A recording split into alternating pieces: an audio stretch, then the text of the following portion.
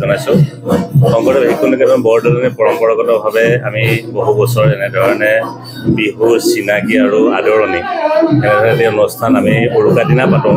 অৱশ্যে আজি অকণমান আগতীয়া হ'ল, কাৰণ অহাকালিলৈ দেওবাৰ পৰাৰ কাৰণে আমি আজি অনুষ্ঠিত কৰিবলগীয়া তাৰ কাৰণে দুখিত। তথাপিও আমি পৰম্পৰাগতভাৱে বিহু সংস্কৃতিটো যাতে আমাৰ ছাত্ৰ ছাত্ৰীসকলে এই সৰুৰ পৰাই যাতে দেখে আৰু তাৰ প্ৰতি যাতে আকৰ্ষিত হয়, কাৰণ আজি দেখা যায় আজিকালি গাঁও ভূঞবোৰতো বিহুৰ যি কৃষ্টি ধৰক হুঁচৰিয়ে হওক বা ডাঙৰজনক সেৱা সৎকাৰ কৰাই হওক বা পিঠা পনা এনেধৰণৰ পৰিৱেশবোৰ আজিকালি ক'ৰবাত কমি গৈছে।